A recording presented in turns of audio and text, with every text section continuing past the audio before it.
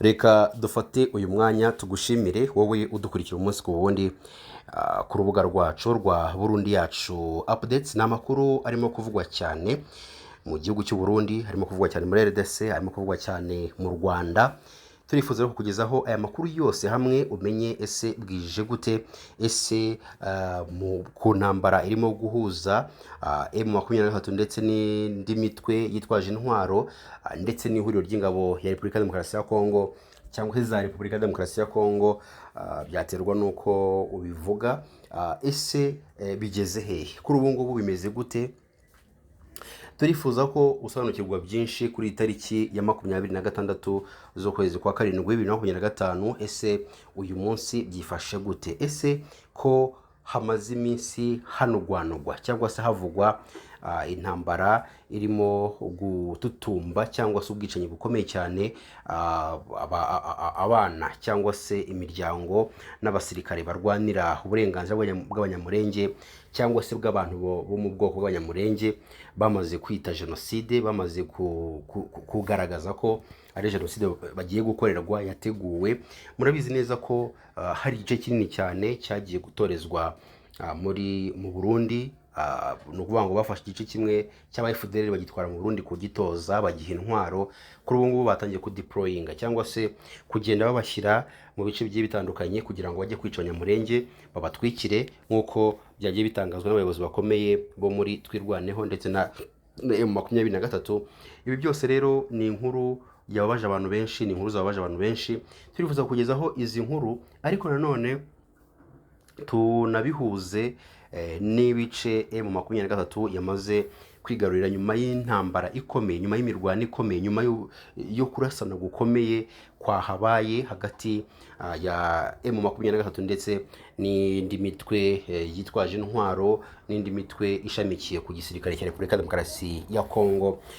Dukomeje rero cyangwa se dusa nkaho twinjiye mu makuru neza, reka tukubwire ko umutwe wa M23 kuri uyu wa gatandatu wigaruriye agace ka Showa ko muri teritwari ya Masisi. Ariko reka tubibutse ko mbere ko tukugeza iyi nkuru, reka tukubwire ko abofisiye bo muri Repubulika Demokarasi ya Kongo n'abasirikare bakuru kuri ubu ngubu nta n'umwe wemereye gusohoka igihugu. Bose babakaniye cyangwa se bababwiye ko batagomba gusohoka igihugu. Ese ni ukubera iki? Rero turaje tubigarukeho 5 kuri 5. Wowe icyo twagusaba ntujye kure. Si yo nkuru gusa, tugufitiye inkuru nyinshi. Indi nkuru nanone ni inkuru irimo kuvugwa, turi bugarukeho muri Masisi. N'ubundi hari kandi gace gahise gafatwa none ahangaha mu kanya gatoya. Ndimo kureba amakuru kuri Twitter, nsanze harushyizeho rwose kuri ba basore bajya batangaza amakuru yizewe, harushyizeho inkuru. Nawe turaje tubigarukeho 5 kuri 5. Nabwo ndaje bibabwire ntimujye kure. Rero wowe niba usanzwe udukurikira ariko ukaba utarakora subscribe, ni wo mwanya mwiza wo gukora subscribe kugira ngo ujye udukurikira umunsi ku wundi. Tudatinze rero, reka duse nkaho twinjira mu makuru neza. Ni ukuvuga ngo umutwe wa M23 kuri uyu wa gatandatu wigaruriye agace ka Showa ko muri teritwari ya Masisi. Ni nyuma yo gukuramo cyangwa se ni nyuma yaho habayeho kurwana, habayeho ubwicanyi bukomeye mu kwirukana cyangwa se mu guhashya inyeshyamba cyangwa se iyo mitwe n'ubundi ishamikiye kuri leta ya Kongo, bikozwe na M23. M23 rero nk'uko byamaze gutangazwa yafashe agace kitwa Showa. Ni nyuma yo kukirukanamo ihuriro ry'ingabo za leta ya Kongo bari bahanganye, rero ryiganjemo inyeshyamba zo mu mutwe witwa APCLS wa Janvier Karayiri. Ni ejo rero kuwa gatanu impande zombi zari zarwaniye muri kano gace, ariko uyu mutwe n'ubundi witwaje intwaro usubiza inyuma M23. Rero iyi yayishubije inyuma, birumvikana iyigeza kure hashoboka mu gace kitwa Bukombo. Rero amakuru avuga ko AFC M23 nyuma yo kongera ingabo kuri uyu wa gatandatu yagarutse ihagaze neza, igaba ibitero kuri ziriya nyeshyamba, irazirukana, biba ngombwa ko zihungira hitwa Ngesha na Burora. Ni uduce rero aba basirikare ba M23 bahungiyemo. Showa ni agace k'ingenzi ko muri Masisi kagizwe n'imidugudu ya Showa, Muhondo ndetse na Shangara. Ni uduce rero n'ubundi tugize iyi Masisi. Hano niho bahise bahungira, ariko kuri ubu ngubu biragaragara ko M23 noneho uduce twose isa nkaho yatwigaruriye, usibye aka gace ku mugoroba w'ejo n'undi kwa gatanu. M23 yafashe agace kitwa Murema ko muri groupement ya Nyamaboko ya mbere, n'ubundi naho ni muri Masisi nk'uko bigenda bitangazwa. Mbere ko tukugezaho impamvu nyamukuru abasirikare bakomeye ba leta ya Kongo babujijwe kujya hanze y'igihugu, reka tubone tukubwire ko umutwe wa Twirwaneho ushinzwe kurengera abanyekongo bo mu bwoko bw'abanyamurenge watanze impuruza y'uko abarwanyi bo mu mutwe wa FDLR watangiye koherezwa mu bice by'imisozi miremire yo muri teritwari ya Uvira ndetse na Fizi. Ni nyuma y'igihe habera cyangwa se bahabwa imyitozo ikomeye mu Burundi. Ibi rero byaje kuvugwa ko Twirwaneho yatanze iyi mpuruza biciye mu itangazo yasohoye ku wa gatanu tariki 25 Nyakanga. Uyu mutwe wavuze ko FDLR yatangiye kwinjira muri biriya bice by'intara ya Kivu y'Amajyepfo, rero zatorejwe zinahabwa intwaro mu Burundi kugira ngo zijye kwica abanyamurenge. Itangazo ryawo riragira riti amakuru yizewe harerekana ko abo barwanyi ba FDLR n'ubundi urumva ko n'umusaruro w'intera hamwe zasize zikoze jenoside mu Rwanda, jenoside yakorewe abatutsi mu mwaka w'1994. Rero baherewe imyitozo ikomeye ya gisirikare mu Burundi ndetse no mu ishyamba rya Kibira, no gufasha abagiye bahabwa n'intwaro ndetse n'ibindi bikoresho bya gisirikare byatezwe cyangwa se byatanzwe na guverinoma cyangwa se leta y'u Burundi n'iya Kongo. Kuri ubu ngubu FDLR ngo ingabo zayo zamaze koherezwa mu duce turimo Ruvunji, n'ahantu hitwa Rubarika, ahandi hitwa Rurambo, n'ahandi hitwa Minembwe. Aho hose rero zamaze kugeramo, aho zamaze kwivanga n'abarwanyi b'imitwe ya Wazalendo, zikomeje kugaba ibitero ku banyamurenge, ari nako zibatwikira amazu ndetse zikanabasahurira imitungo yabo. Harimo inka, ibyo baba bahinze byose barimo kubatwikira amazu neza bakabasahura, bagasiga abanyamurenge bari habi, nta byo kurya, ntaki. Urumva rero ko niyo mpamvu Twirwaneho irimo gusa nkaho ibirwanya. Ibi biri gukorerwa muri Uvira ndetse na Fizi.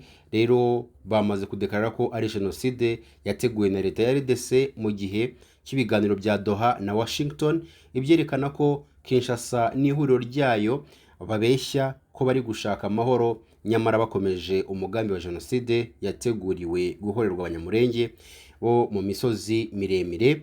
Uyu mutwe wagaragaje ko kandi nka Minembwe yafungiwe ibyangombwa byose nkenerwa, mu gihe abahatuye babayeho mu bwoba bw'uko bashobora kubamaraho.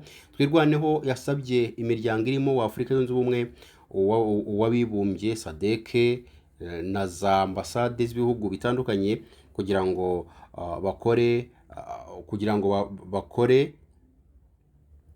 bahagarike buriya bwicanyi bushobora gukorerwa ubwoko bw'abanyamurenge.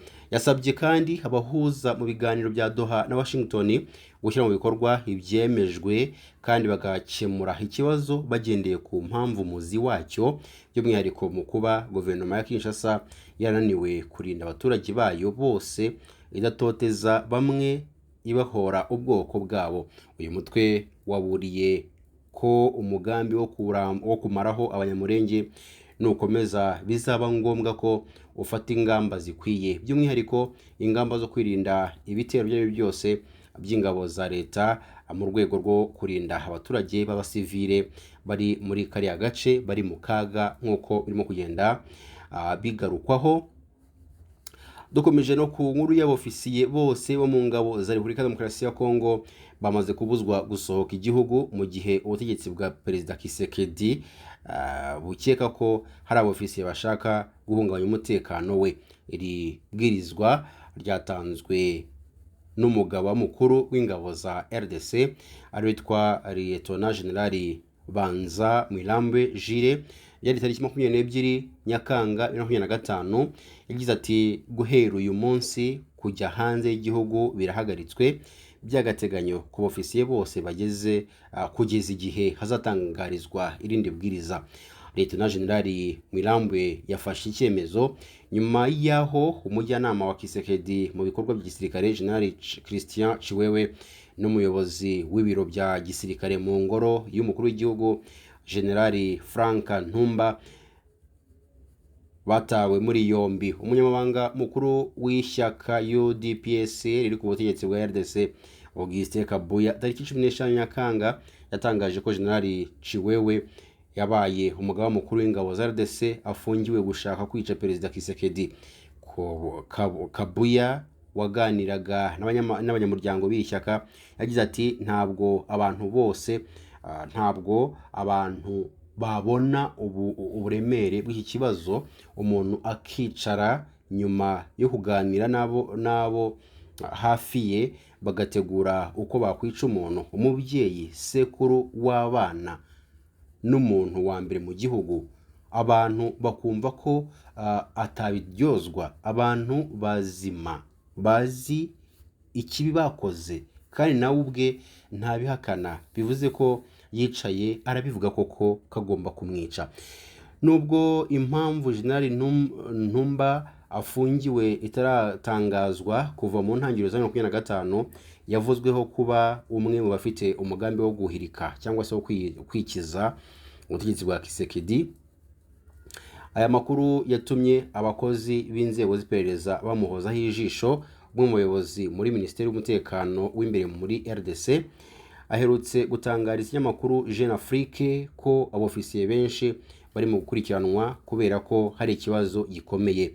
Umuyobozi w'urwego rw'ubutasi Kinshasa we yasobanuye ko ubutegetsi bumaze ibyumweru byinshi bwikanga ko hari umugambi wo gukuraho Tshisekedi. Ati inzego ziri maso, buri wese arakekwa.